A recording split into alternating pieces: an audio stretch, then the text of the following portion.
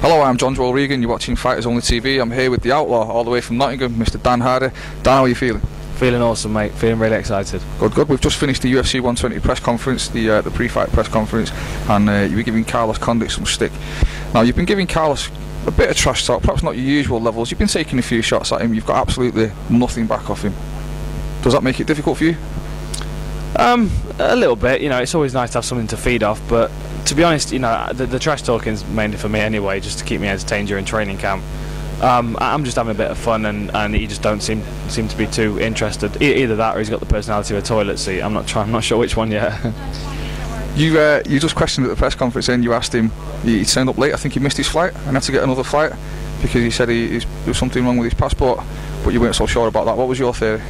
I think that what he did was he anticipated, you know, the fight, and he kind of figured out what was going to happen. So he tied his passport to the back of his car on the way to the airport. So when he got there, it'd be all torn up and trashed.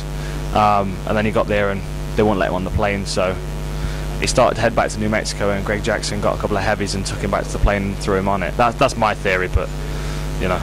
Well, he's here now, and you're going to fight him on Saturday night. You just mentioned Greg Jackson, and you expressed some fears that Greg Jackson might have spoiled his style a bit, made him a different fighter to what he was. What did you mean by that? Well, you tend to find, you know, with Greg Jackson's fighters, as skilled and as talented as they are, they do tend to, you know, take the safe route when it comes to game plans. You know, I mean, Greg Jackson's a great strategist, and he knows how to get the fight won.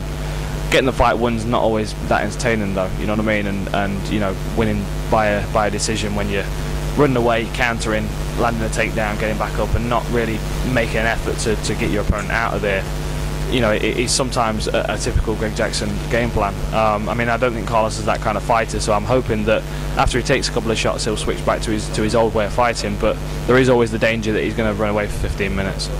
And that kind of touches on comments you made recently about wrestling as well, and wrestling in fighting, which I think was slightly misinterpreted.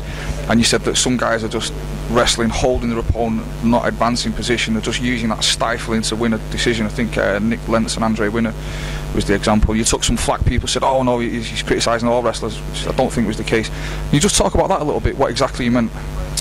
It's just timidity in fights. It's just people not pushing for the finish.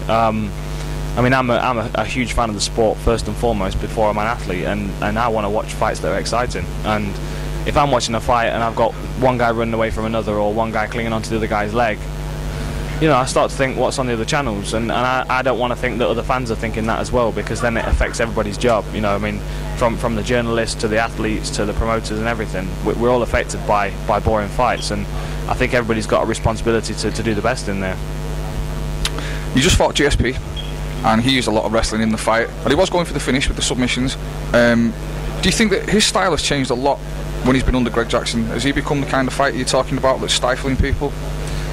I certainly think he does play it safe sometimes. I mean, there are two ways to look at it. He says playing safe or playing smart. You know, he knows how to win the fight, and he knows that, you know, he knew to fight me, to beat me, was to keep it off the feet, and that's exactly what he did. So, you know, I can't knock him for that. I mean, he did the right thing to get the fight won, and like you said, he did go for finishes with the armbar and the Kimura. But you know, I mean, looking back at his earlier fights against guys like Jay Heron and people like that, he was a lot more dynamic then, and I think that he has kind of held back a lot bit on some of his techniques. Those submission attempts he had, the armbar, the Kimura, really tight. They look deep. How painful were they? How close were you to tapping? I wasn't, to be honest. I wasn't. I mean, adrenaline's one of the best painkillers in the world, and you know, when you got that pumping through your veins, it's.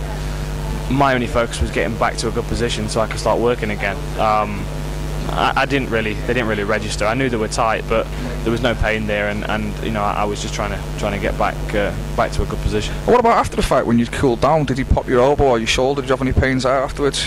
I had no injuries at all, and I honestly thought, leaving the octagon, I thought, I think my shoulder's going to be aching or my elbow's going to be aching after the fight, but I had no problem at all. I had a little bruise under one of my eyes, and that was it from 25 minutes. So.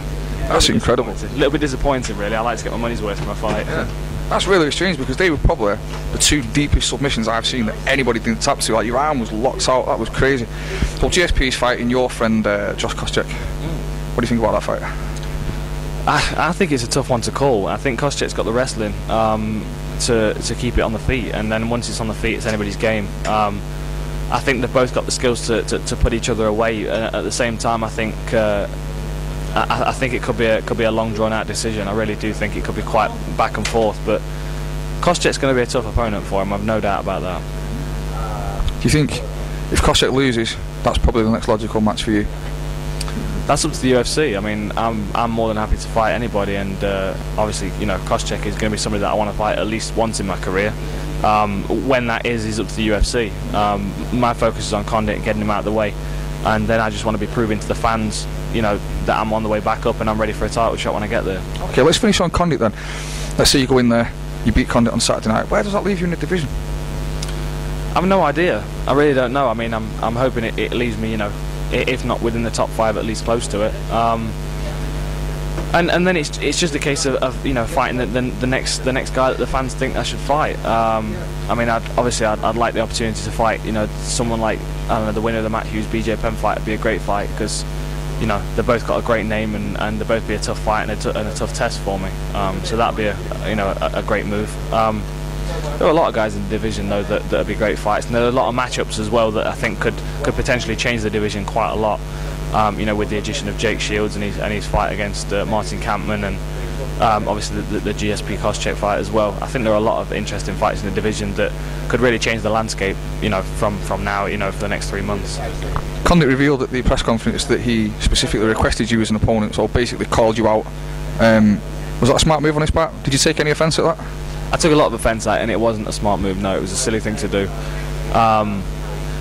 It was. I'm not really sure what his thinking behind it was, to be honest. I mean, there are a lot of easier fights in the division than me, and I think that of all the guys he could have picked out, I'm going to give him the hardest time, and I think he knows that. I mean, fair play to, you know, for putting himself on the line like that. But if you want any more progress in your career, going through me is not the way to do it.